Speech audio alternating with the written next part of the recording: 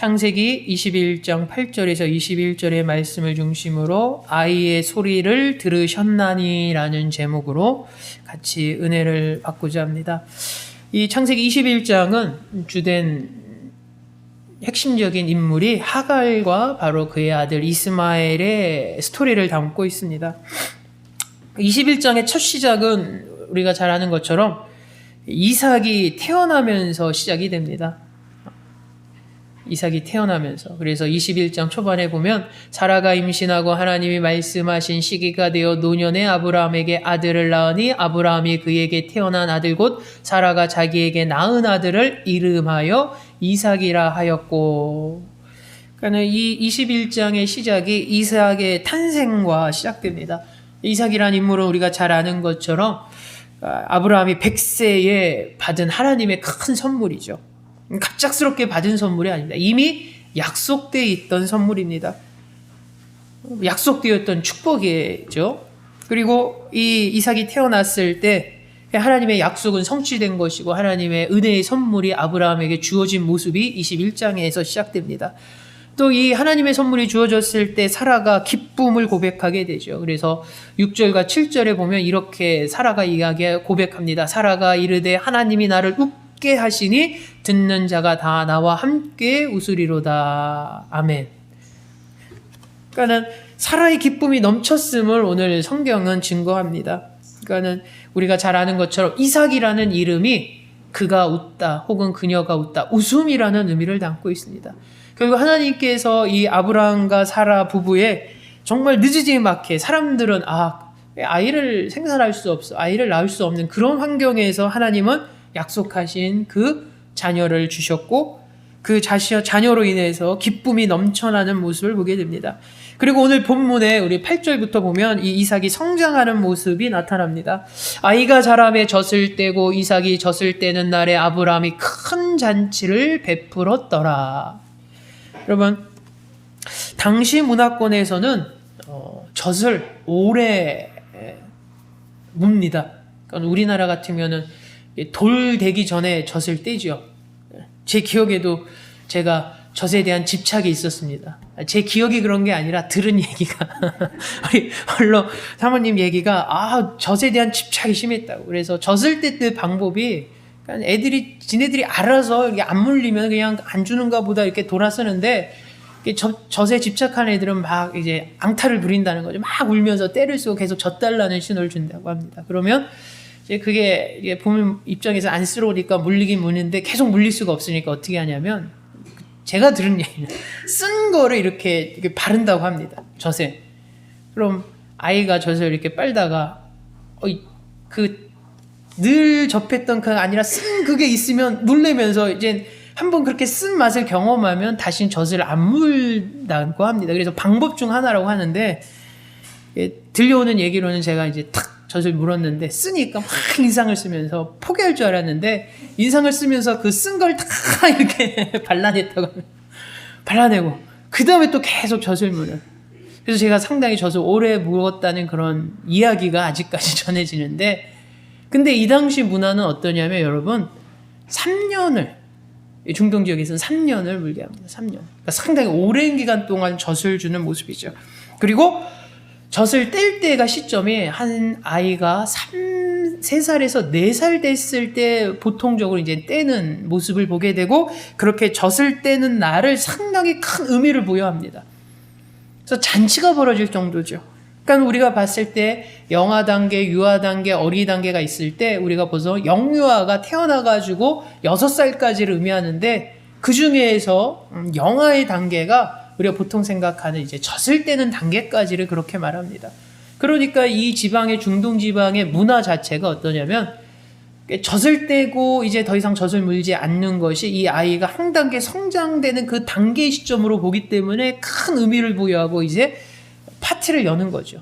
잔치를 여는 거죠. 그러니까 우리나라로 치자면 돌잔치입니다. 돌잔치. 우리나라 같은 경우는 여러분 잘 아는 것지만 아이가 태어나서 이렇게 정상적으로 1년 동안 살아가기가 쉽지 않습니다. 1년 동안 많은 일이 벌어지죠. 일찍 아이가 죽기, 숨을 거두기도 하고. 그래서 1년 동안 무탈하게 탁 생일을 맞을 때 기쁜 날로 여겨서 잔치를 벌이죠. 그것이 오늘날 우리나라의 돌잔치의 모습입니다.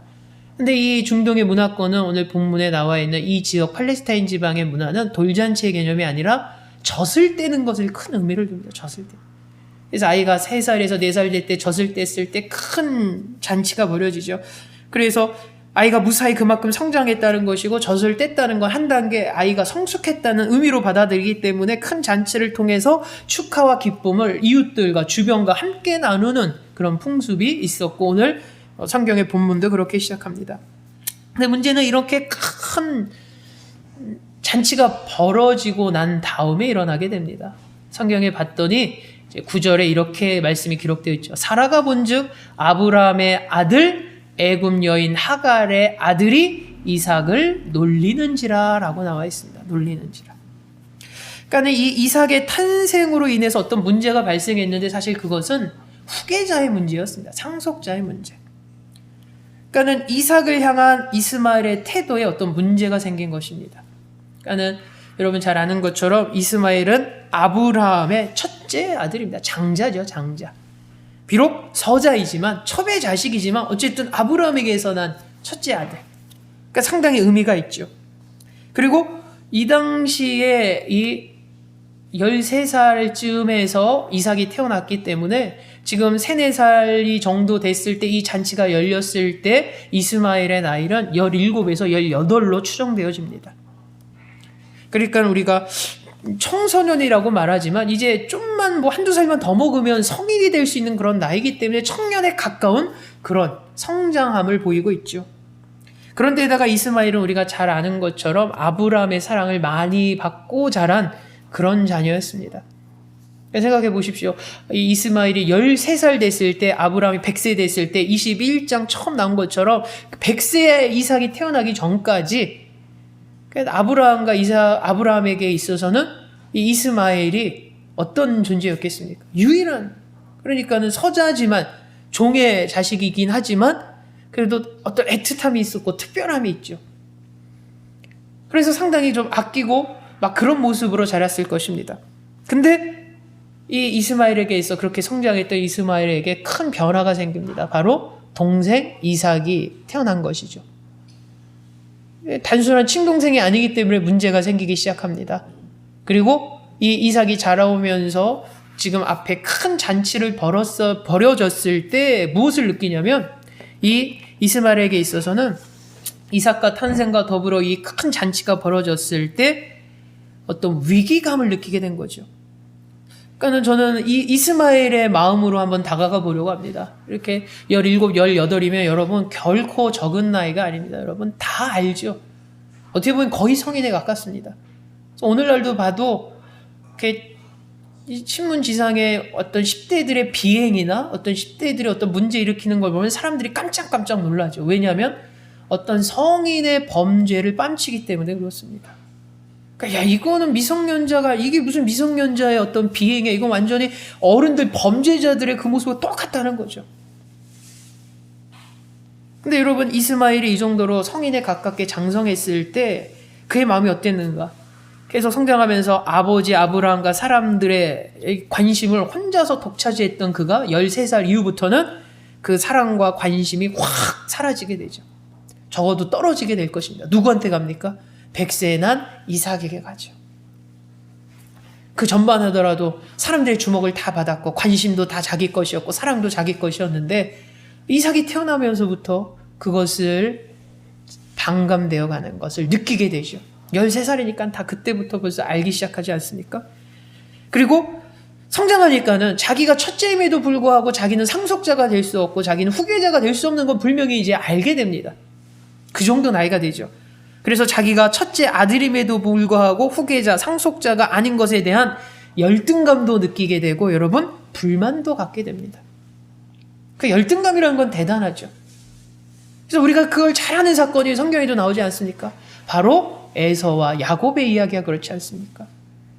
야곱이 형에 대해서 그렇게 팥죽으로 확 넘기길 원했던 그것이 무엇입니까? 상속권 아닙니까? 장자에 대한 상속권, 장자의 권리. 근데 이 당시도 크게 다르지 않죠. 내가 첫째였지만 내가 서자기 때문에 내가 적자가 아니기 때문에 상속되어질 수 없고 권리가 없다라는 것에 대한 어떤 열등감뿐만 아니라 불만이 있었겠죠. 이미 성인이었으면 그걸 다 감내했을 텐데 우리가 앞서 드린 것처럼 이제 사춘기를 벗어난 성인에 가까워가려는 약간 미완성의 청년. 그러니까 얼마나 그게 심리적으로 복잡하겠습니까?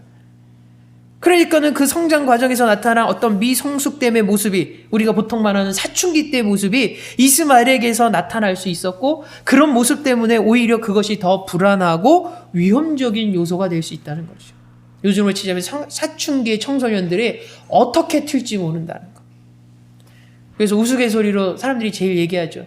제일 무서운 거는 뭐냐면 중2가 제일 무섭다고. 중학교 2학년 나이가 어디로 튈지 모르고 헤아릴 수 없고 하기 때문에 걷잡을 수 없어서 중2가 제일 부담된다고 말합니다. 여러분 중2면은 고작 15살입니다. 여러분 15살. 근데 지금 이스마엘이 17, 18 이제 사춘기를 벗어나려고 하지만 아직 미완숙된 그의 모습에서 어떤 자기의 환경의 변화들이 그로 하여금 많은 불안적인 요소를 일으킨다는 거죠. 어디로 튈지 모르는 그런 모습들이 있죠. 근데 그 모습이 결국은 드러나게 됩니다. 그래서 여러분 성경에 9절에 보니까 뭐라고 나와 있냐면 사라가 본즉 아브라함의 아들 애굽의 여인 하갈의 아들이 이삭의 아들이 이삭을 놀리는 걸 보게 되는 거죠. 놀리는 모습을 보게 됩니다. 여러분 이렇게 잔칫날부터 보여줬던 이 이스마엘이 이삭을 향한 모습은 단순한 장난이 아니었습니다. 여러분. 그냥 단순한 장난이었다 여러분 생각해 보죠. 그 단순한 장난 하나로 장난쳤다고 말이야 내쫓거나 그 내쫓음의 상황을 하나님께서 그냥 그것이 옳다라고 얘기 안 하시죠, 여러분. 그러니까 성경은 장난이라고 기록되어 있으니까 놀리는지라라는 그 놀리는지라가 우리 생각에는 그냥 여리고 열로 때는 형이 3, 4살짜리 꼬마애를 그냥 이렇게 그냥 장난치는 거? 그렇게 이해할 수 있지만 그렇지 않음을 오늘 성경을 통해서 보게 됩니다. 이삭이 출생하고 자라고 이런 모습을 통해서 이스마엘은 어떤 심리적인 압박을 받습니다. 불만이 있습니다. 불안합니다. 어떤 열등감도 있습니다. 근데 그것이 자기의 배다른 동생이었던 이삭을 향해서 행동으로 나타나기 시작합니다. 처음엔 장난처럼 어떤 모습을 보였겠죠. 장난처럼 뭐 툭툭 치르거나 뭐 할 수도 있고 뭐 그런 모습이 있겠죠. 그래서 사람들이 봤을 때는 그냥 가볍게 봤겠죠. 근데 제가 봤을 때는 이 이스마엘이 이삭을 놀리는 이 모습이 그냥 그 잔칫날 한 번으로 끝난 것이 아니라 그 이후에 계속 진행되는 모습을 이 사라가 엄마가 본 것입니다, 여러분. 어떤 단순한 장난을 뛰어넘어서 분명한 악의가 있는 모습이 보여졌고 실수로 그랬다면 여러분 실수는 용서되어지는 것이 맞죠. 실수로 그랬다면 한 번의 실수를 한 번으로 끝났으면 그건 당연히 용서되어지고 덮어갈 수 있는 것입니다. 근데 그것이 실수가 아니라면 그리고 그것이 악의적인 마음에서 나온 것이 지속된다면 이것은 큰 문제가 되는 것이죠. 근데 그 모습을 사라가 본 것입니다, 여러분. 이 이스마엘의 놀림은 어떤 모습이었냐라고 성경 구체적으로 말하고 있지 않지만 상속자이고 후계자인 이삭의 지위를 향한 어떤 조롱거리로 만들었거나 멸시했거나 혹은 어떤 구체적인 괴롭힘이 있었음을 우리는 생각할 수 있을 것입니다. 그래서 우리가 잘 한 것처럼 갈라디아에서 보면은 박해라는 표현을 씁니다. 박해. 근데 여러분 이런 이스마엘이 이삭을 향해서 조롱하고 멸시하고 때로는 괴롭힘의 이런 모습은 어떤 악에 찬 그 모습은 단순히 이 어린 이삭을 향한 것으로 아니라 그것이 구체적으로 어디로 향하게 되면 아브라함을 향한 것이고 결국 그런 악의적인 행동은 더 크게는 하나님을 향한 것일 수 있는 아주 위험한 행동이었다는 거죠. 왜냐하면 여러분 창세기 12장 3절에 보면 뭐라고 기록되어 있냐면 아브라함에게 축복하는 자가 더불어 축복을 받을 거고 아브라함을 저주하는 자가 저주를 받게 될 것이라고 하나님이 선언하시거든요. 근데 하나님이 선언하신 아브라함의 후계자인 이삭에게 조롱과 비난의 이런 악의적인 모습은 결국 누구를 향한 것이냐면 아브라함을 향한 것이고 하나님의 선언대로 그런 악의적인 하는 행동은 결국 저주받은 행동이라는 거죠.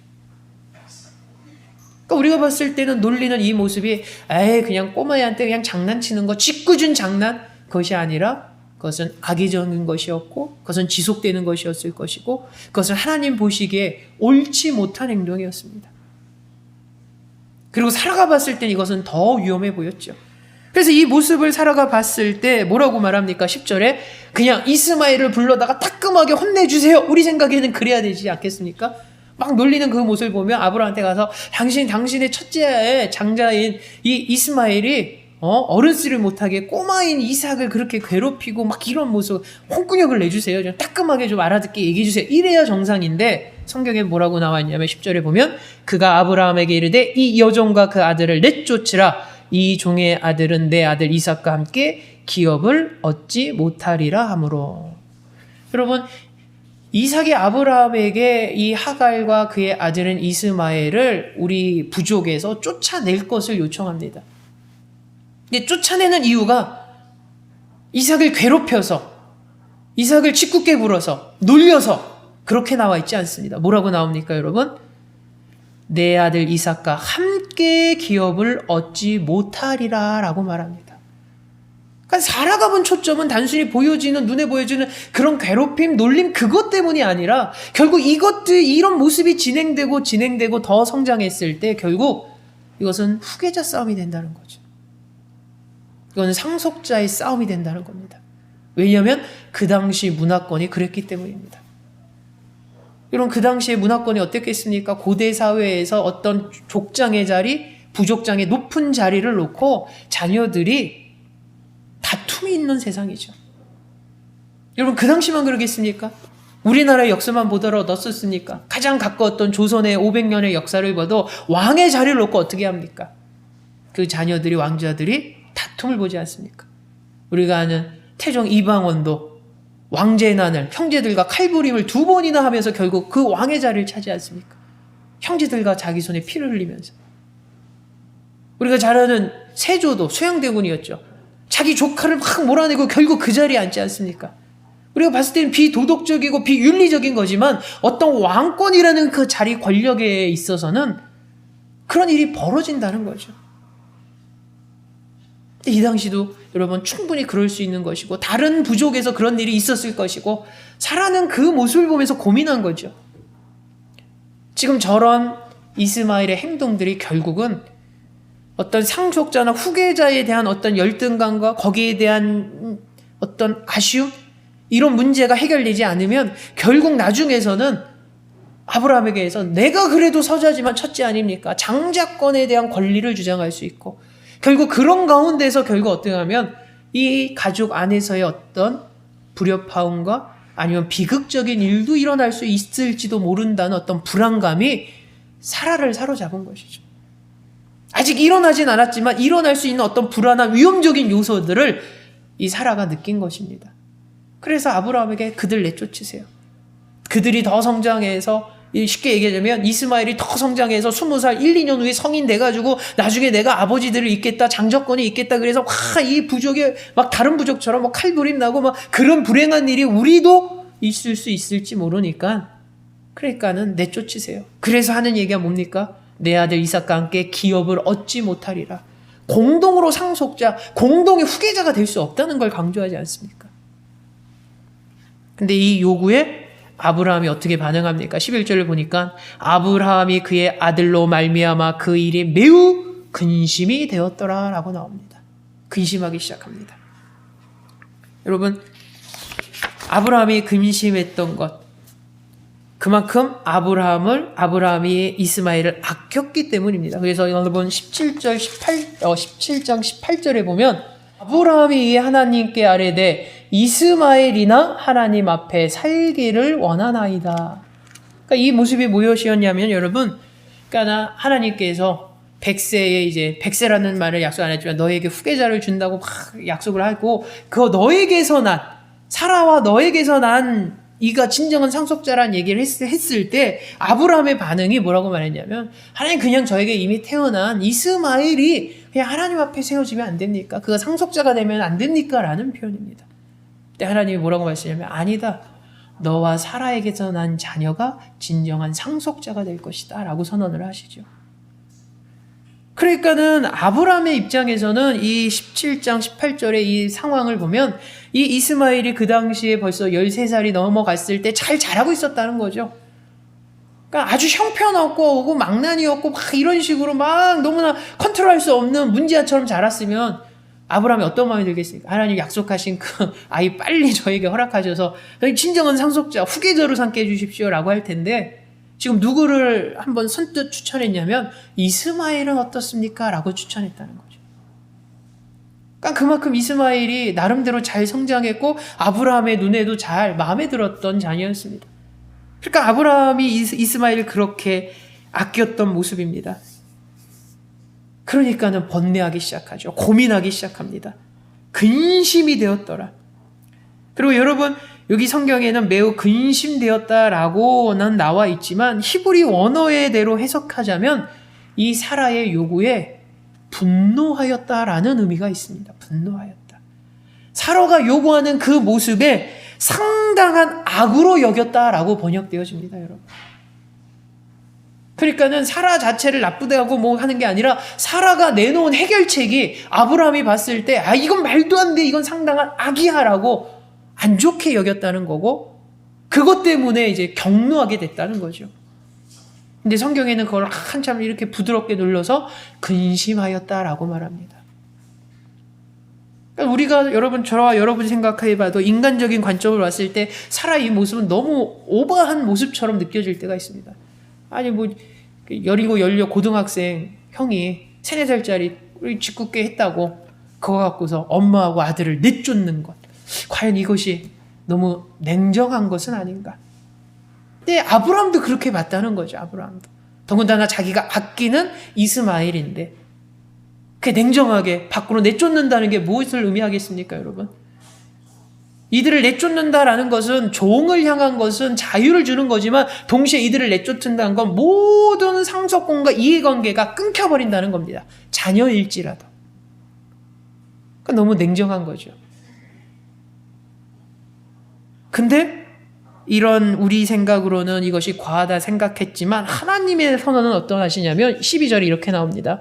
하나님이 아브라함에게 이르시되 내 아이나 내 여종으로 말미암아 근심하지 말고 사라가 내게 이른 말을 다 들으라. 이삭에게서 나는 자라야 내 씨라 부를 것이니라. 그러나 여종의 아들도 내 씨니 내가 그로 한 민족을 이루게 하리라 하신지라. 아멘.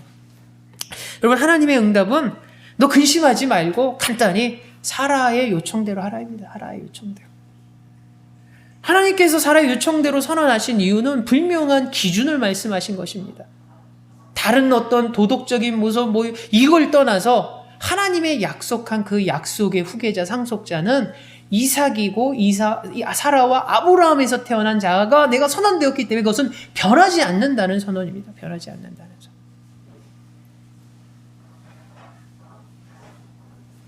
그러면서 여러분 어떡합니까? 그렇다고 하나님께서 이 아브라함의 자녀된 혈육인 이스마엘을 팽개치지 않습니다. 성경에 뭐라고 말합니까? 그렇게 말한 다음에 그러나 여종의 아들도 내 씨니 내가 그로 한 민족을 이루게 하리라 하신지라 라고 말합니다. 그러니까는 이스마엘을 팽개치고 나몰라라 하지 않는다는 것이죠. 둘 다 하나님이 챙겨주시겠지만 하나님의 궁극적인 약속과 하나님의 후계자와 상속자는 아브라함과 사라에서 태어난 이삭이 맞다라는 선언입니다. 그래서 우리가 봤을 때는 무리한 요청이라 할지라도 사라의 요청에 하나님께서는 아브라함에게 들으라고 말씀하십니다. 들어줘라. 그리고 네가 걱정하는 부분 내가 책임져 주겠다는 거죠. 아브라함이 걱정하는 부분이 뭡니까? 이스마엘이 후계자가 못 되는 게 걱정이 아니라 이렇게 쫓겨났을 때 그들의 삶을 어떻게 할까에 대한 고민이죠. 근데 그 부분을 하나님이 해결해 주신다고 약속하지 않습니까? 그러자 다음 장면에 어떤 모습이 나타납니까? 14절에 보십시오. 아브라함이 아침에 일찍이 일어나 떡과 물 한 거죽 부대를 가져다가 하갈의 어깨에 메어주고 그 아이를 데리고 가게 하니 하갈이 나가서 브엘세바 광야에서 방황하더니. 여러분 아브라함의 행동이 아침에 일찍 일어나서 떡과 한 가죽 부대를 가져다가 하갈의 어깨에 메어주고 아이를 데리고 내가 나가라고 이렇게 내보냅니다. 어떻게 보면은 되게 냉정한 모습 같기도 하고 어차피 떠날 거 일주일 더 가까이서 이제 못 볼 수도 있는데 한 달을 우리 추억도 나누면서 여행도 다니면서 마지막 아버지의 아들로서 했던 여행도 가고 막 이런 모습이 아니라 다음날 아침 일찍 하나님의 말씀에 떨어지자마자 다음날 바로 행동하는 모습. 그리고 광야로 나가게 되면 여러분 이게 살지 죽을지 감당할 수 없고 예상할 수 없는 그런 상황에 놓여 있는데 이 아브라함이 보여준 모습은 너무나 간소하지 않습니까? 떡과 물을 담을 수 있는 가죽 부대만 줍니다. 그것도 풍족하게 줘가지고 가마에 실어가지고 준 게 아니라 그냥 두 사람이 떠날 때 하갈의 어깨에 메어주었다라는 것은 여러분 너무나 간소하게 챙겨줬다는 거죠. 아브라함이 가난해서 그랬겠습니까, 여러분? 아니면 아브라함이 되게 어마어마한 이제 부족장인데 근데 씀씀이는 되게 작아서 자린고비처럼 그래서 내보내는데 야 떡하고 어깨 매 정도의 물만 줄게 이렇게 보냈겠습니까? 왜 그랬을까요? 우리가 봤을 때는 아브라함의 정도의 경제력이라면 수레를 통해서 가득 음식도 실어주고 왜냐하면 광야에 간다는 게 어떻게 될지 아무도 모르는 상황이니까 물도 넉넉하게 이 수레에다 가득 실어가지고 그래서 내보낼 수 있을 만큼의 아브라함의 능력도 됐고 아브라함의 마음 씀씀이가 사실은 그러고도 남았겠죠. 근데 아브라함은 어떻게 했냐면 떡 주고 어깨에 맬 정도의 물만 줬습니다. 어떻게 보면 그냥 하루 이틀치 양식만 준 거죠. 그 다음은 나몰라라는 어떻게 보면 아브라함 뭐 이런 사람이야? 어떻게 이런 사람이 아버지의 모습이야? 이럴 수 있겠지요. 그러나 여러분 거꾸로 생각하면 아브라함의 이 행동은 바로 그 직전에 하나님의 약속을 들은 이후의 행동이라는 거죠. 아브라함의 걱정거리가 뭡니까? 사라의 요구대로 이들을 내보내면 광야에서 이 두 모자가 과연 어떻게 살아갈 것인가? 죽음의 땅, 광야의 땅을 헤매는데 아직 20살 성인도 되지 않은 이 이스마엘과 여인에 불과한 이 하갈이 과연 이 험난한 광야길을 갈 수 있을까? 얼마나 걱정되겠습니까?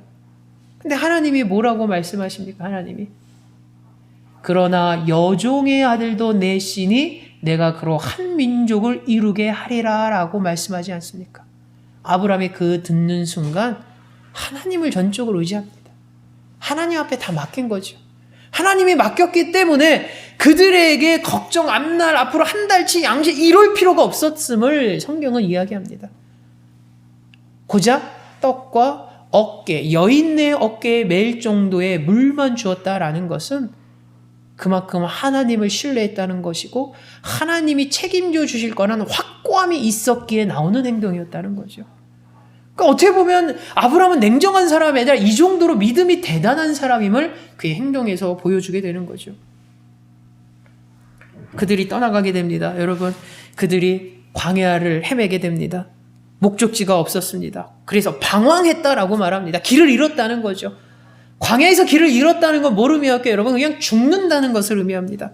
그들은 지쳤습니다. 그래서 지친 모습이 오늘 성경에 쭉 나오지 않습니까? 성경에 이렇게 말씀이 기록되어져 있습니다. 하갈이 나가서 브엘셀바 광야에서 방황하더니 가죽 부대물이 떨어진지라 그 자식을 관목덤불 아래에 두고 이르되 아이가 죽는 것을 참아보지 못하겠다고 화살 한바탕 거리에 떨어져 마주 앉아 바라보며 소리내어 우니. 여러분 어떤 상황이 되냐면 이 두 모자가 광야를 헤맵니다. 길을 잊어버렸습니다. 길을 헤매는 동안 육체적으로 지쳤습니다. 그리고 유일한 어떤 생명줄을 할 수 있는 물이 고갈되었습니다. 물이 더 이상 떨어지게 되죠. 그런 상황에서 정신적으로 피폐됩니다. 낙심함이 있었습니다. 좌절함이 있었습니다. 절망 가운데 있었습니다. 그럴 때 그들이 택한 것은 뭐냐면 자포자기한 상태로 죽음을 기다리는 거였습니다. 마지막 모습이 여러분 그들은 무엇이었냐면 이제 더 이상 걸을 희운도 없고 물도 떨어지고 나는 더 이상 의욕도 없고 희망도 없고 자포자기하기 때문에 그 자리에서 죽음을 기다리겠다는 거죠. 근데 죽음을 기다리는데 너무 가까이서 죽어가는 아들의 모습을 보기 싫어서 조금 떨어져서 마주 앉아 보는데 그것이 너무 서러워서 울음을 터터버리는 모습을 오늘 성경에서 보게 됩니다. 사라가 울었다라고 말하지 않습니까? 여러분 전에도 우리가 16장 하갈의 모습을 봤을 때 당찬 여인이었죠. 당찬 여인이었습니다. 근데 그 하갈이 자식이 죽어가는 모습, 그리고 나도 죽음을 기다리는 이 상황이 너무나 슬퍼서 참담하고 낙심되고 절망 가운데 울음을 받게 됩니다. 울음을. 근데 여러분 성경에 봤더니 이렇게 말씀이 기록되어 있습니다. 17절에 하나님이 그의 어린아이의 소리를 들으셨으므로 하나님의 사자가 하늘로부터 하갈을 불러 이르시되 하갈아 무슨 일이냐 두려워하지 말라 하나님이 저기 있는 아이의 소리를 들으셨나니. 아멘. 여러분 죽음을 기다리는 이들에게, 그래서 울음을 터뜨리는 이에게 하나님의 사자가 나타납니다. 두려워하지 말라라고 말합니다. 그리고 뭐라고 말씀하시냐면 아이의 소리를 들으셨다라고 말씀하십니다. 여러분 하갈이 울었는데 하갈만 운 것이 아니었습니다. 우리는 충분히 상상할 수 있는 그 모자가 함께 우는 것이죠. 성인을 바라보고 있는 이 17, 18의 이 청년도 자기의 상황이 어떤 상황인지 알고 울음이 터진 것이죠. 근데 여러분 오늘 성경엔 아이의 소리라고 나오는데 이것은 울음이었습니다. 그래서 영어 성경에 보면 crying이라고 기록되어 있습니다. 번역이. 이스마엘이 울은 것이죠. 하나님의 울음소리를 들은 것입니다. 여러분 근데 이 울음소리를 하나님이 어린아이의 소리를 들으셨다라고 말한 것. 결국 하나님은 가장 작고 연약한 자의 소리를 들으시는 하나님임을 오늘 성경은 말합니다. 우리가 봤을 때는 여리고 18명 장정하냐? 근데 하나님 보시기에는 그의 믿음 상태가 이스마엘의 믿음 상태가 어린아이의 모습이었다는 거죠. 어린아이의 소리를 들으시는 하나님. 네, 여러분 이 이스마엘의 소리는 울음소리였지만 단순히 울음소리가 아니라 하나님을 향한 간구함의 소리였습니다. 이 이스마엘의 소리는 하나님을 향한 울부짖음의 소리였고요. 그리고 이 아이의 소리는 하나님 앞에 자신의 모습을 회개하는 소리였습니다. 여러분 생각해 보십시오. 이스마엘이 이렇게 쫓겨나서 이런 죽음을 기다리는 이 순간에 이 이스마엘이 이 모든 상황의 원인이 자기에서 시작된 걸 몰랐겠습니까? 자기가 어떤 열등감이 없었다면, 혹은 이런 상황들에서 상속권이라든가 이런 거에 대한 어떤 욕심의 마음이 나에게 없었다면, 그래서 그런 걸로 인해서 내가 이삭을 향해서 악의적인 마음으로 행동하지 않았다면, 그런 이삭을 향해서 내가 조롱하거나 혹은 비난하거나 멸시하거나 괴롭히거나 이런 모습이 나에게 없었다면 지금 자기하고 엄마는 이렇게 쫓겨나지 않았다는 걸 누구보다도 이제 다 큰 이스마엘이 알고 있었습니다. 그러니까 엄마가 울었을 때 같이 울음이 나온 것이죠. 그리고 이 울음 가운데 하나님을 향한 울부짖음이었고 하나님에 대한 간구함이었습니다. 그리고 자기 자신에 대한 하나님 앞에서의 회개의 울부짖음이었음을 보게 됩니다. 근데 놀랍게도 여러분 하나님의 사자가 내려왔을 때 똑같이 하갈도 울었고 이스마엘도 울음을 터뜨렸는데 하나님의 사자가 뭐라고 말합니까? 하갈아 너의 소리를 하나님이 들으셨다라고 말씀하지 않습니다. 누구의 소리를 들었냐면 이스마엘의 소리를 들었다고 말합니다. 오히려 성경에는 이스마엘이 울었다고 기록되지 않고 오히려 하갈이 울부짖는 모습을 보게 되는데 성경은 뭐라고 말하냐면 이스마엘의 울음을 들었다라고 말합니다. 여러분 이것은 놀랍게도 이스마엘과 하나님의 관계가 인격적으로 만나게 되는 신호탄이었다라는 거죠. 여러분 이것은 너무나 중요한 사건입니다. 여러분.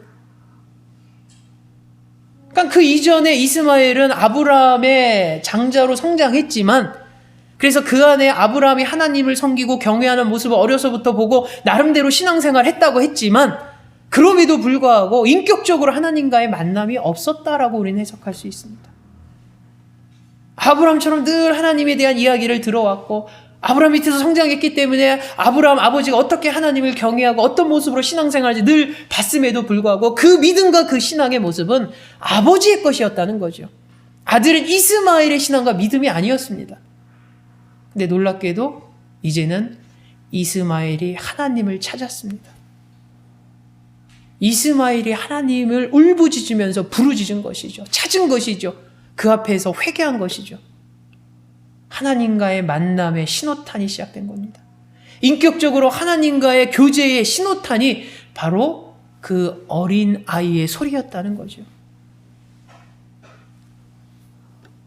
여러분, 하나님께서 이 어린아이의 소리를 들었을 때 어떤 모습이 나타납니까? 오늘 성경에 보니까 이렇게 말씀이 기록되어져 있습니다. 두려워 말라. 하나님이 저기 있는 아이의 소리를 들으셨나니 일어나 아이를 일으켜 내 손으로 붙들라. 그가 큰 민족을 이루게 하리라 하시니라. 하나님이 하갈의 눈을 밝히셨으므로 샘물을 보고 가서 가죽 부대에 물을 채워다가 그 아이에게 마시게 하였더라. 아멘. 놀라운 하나님의 역사가 이제 나타나기 시작합니다.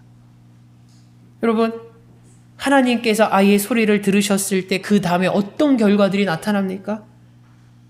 무엇보다도 약속을 하십니다. 뭐라고 약속합니까? 큰 민족을 이루게 하겠다라고 약속을 하십니다.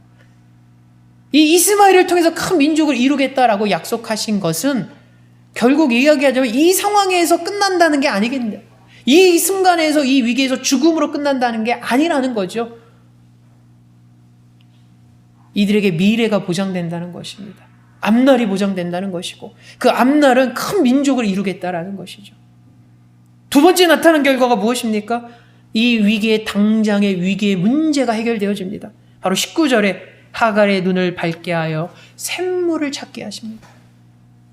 지금 민족을 이루겠다는 그 약속을 이루려면 지금 당장에 지금 목이 말라서 갈증 가운데 죽어가는 이들에게 물이 공급되어야 되는데 하나님께서 당장의 문제를 해결해 주십니다. 물을 찾게 하시죠. 샘물을 통해서 물을 주십니다. 생명을 건져주신 것입니다. 그리고 이들에게 나타난 결과가 무엇입니까, 여러분? 마지막 20절에 보십시오. 하나님이 그 아이와 함께 하심에 그가 장성하여 광야에서 거주하며 활 쏘는 자가 되었더라. 아멘. 하나님이 이스마엘과 동행하게 됨을 성경은 말합니다. 하나님이 그 아이와 함께 계심에 그가 장성하여, 결국 무엇을 의미합니까? 아브라함의 하나님이 바로 이스마엘의 하나님이 됐다는 거죠. 하나님이 이스마엘과 하갈의 이 가정에 동행했다는 것입니다, 여러분. 근데 이 놀라운 결과가 어느 순간에 시작됩니까? 하나님이 아이의 소리를 듣는 순간 시작됩니다. 이 이스마엘 어린 아이의 울음소리에서 시작된 것입니다. 울부짖으며 하나님을 찾고 하나님을 부르고 그리고 하나님 앞에 회개했을 때 시작됐다는 거죠. 여러분, 지금 이 순간에도 하나님은 우리의 소리를 기다리고 계십니다. 여러분, 정말 이 오늘 본문이 너무나 우리에게 귀한 것은 그냥 단순히 위기에 놓이니까 이스마엘이 하나님 앞에 자기의 모든 것을 되돌아보니까 모든 게 나 때문이야, 나 때문이야. 하나님, 제 욕심이, 제 열등감이, 저의 미완숙함이 결국 이런 결과를 낳았네요. 하나님, 울면서 회개하고 하나님, 내가 봤던 아브라함의 하나님, 오늘 저 좀 만나주시면 안 돼요? 찾은 것이죠. 그때 만나주신 사건입니다, 여러분. 근데 놀라운 것은 하나님께서 아무 계획 없이 부르짖으니까 그때서 짠하고 나타나서 이야, 너 나하고 만났어 지금 이 순간? 이 귀한 교제가 이루어진 거야? 이런 것이 아니라 이미 하나님은 이스마엘을 향한 계획을 준비하고 계셨음을 우리는 성경을 통해서 보게 됩니다. 앞서 본 것처럼 어떻게 나옵니까? 이삭이 태어나기 전에 아브라함이 이스마엘을 후계자로 하면 어떻습니까? 라고 할 때 하나님이 뭐라고 말하면 아니다. 사라와 아브라함 너에게서 난 자식이 진정한 상속자이고 이스마엘은 이스마엘대로 하나님께서 축복하시겠다고 약속을 하십니다. 그리고 여러분 오늘 본문에 나와 있는 것처럼 어떻습니까? 사라가 내쫓으라고 그랬을 때 아브라함이 막 근심했을 때 뭐라고 말합니까? 근심하고 있을 때 하나님께서 그러나 여종의 아들도 내시니 내가 그로 한 민족을 이루게 하리라 하신지라. 그것 때문에 아브라함이 그 약속을 확신하고 바로 내보내지 않습니까? 그 얘기는 하나님께서 이미 준비하고 계셨다는 거죠. 이스마엘을 향한 하나님의 계획이 있었고 하나님의 축복됨이 있었고, 근데 그 계획과 축복됨의 첫 단추의 시작이 바로 아이의 소리에서 시작됐다는 겁니다. 결국 여러분, 이 말씀 우리에게 어떻게 적용됩니까? 저와 여러분을 향한 하나님의 계획이 있습니다. 하나님이 이스마엘을 향한 하나님의 계획이 있었듯이 저와 여러분을 향한 하나님의 계획이 있고 하나님의 축복됨이 있습니다. 이 공동체를 향한 하나님의 계획이 있고 축복됨이 있습니다. 그러나 그 축복이 시작되는 열쇠는, 시작은, 첫 단추는 바로 어린아이의 소리에서 시작돼야 됩니다, 여러분. 이스마엘이 울면서 하나님을 찾고 부르짖을 때 그때 하나님의 계획하신 역사가, 하나님의 계획하신 일하심이 시작되지 않습니까? 오늘날 우리에게도 똑같지 않습니까? 우리의 소리가 하나님 앞에 상달될 때, 우리가 어린아이와 같은 우리의 소리에, 우리의 울부짖음이 하나님을 향하고 하나님을 찾고 하나님 앞에 간구하고 회개할 때, 그때서 비로소 우리를 향한 하나님의 일하심이 시작됩니다. 그때서 비로소 하나님이 우리를 향한 하나님의 축복의 계획이 시작된다는 것이죠. 근데 우리의 소리가 없다면 열려지지 않는 하나님의 축복처럼, 우리를 향한 하나님의 계획과 일하심이 우리의 소리가 없다면 시작되지 않는다는 것입니다. 너무나 안타깝지 않습니까? 우리를 향한 하나님의 계획이 있고 우리를 향한 하나님의 축복됨이 있고 하나님은 많은 것을 준비하셨는데 그 시작의 그 문의 열쇠는 결국 내가 하나님을 찾고 하나님 앞에 부르짖는 우리의 소리여야 되는데, 우리가 소리내지 않을 때, 우리가 하나님을 찾지 않을 때, 우리가 하나님 앞에 울부짖지 않을 때 하나님의 은혜를, 하나님의 관계를, 내가 하나님을 경험하지 못한다는 것이죠. 오늘 말씀을 통해서 오늘 우리는 어떤 소리를 내고 있는가 고민하기 원합니다. 내가 과연 하나님 앞에 소리를 내고 있는가? 내가 하나님을 찾고 있는가? 하나님을 간구하고 있는가? 하나님을 바라보고 있는가? 내가 하나님 앞에서 회개하고 있는가? 우리의 소리가 날 때 하나님은 우리에게 반응하십니다.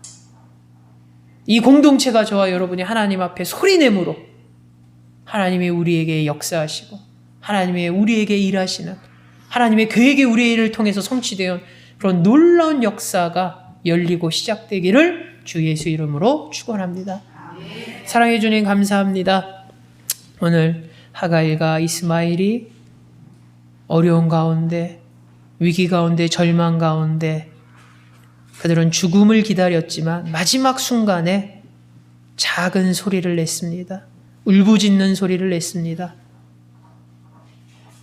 그 소리를 하나님이 들으시고 하나님의 계획하신가, 하나님의 일하신가, 하나님의 은혜가 시작됨을, 하나님의 축복이 열림을 오늘 성경은 증거합니다.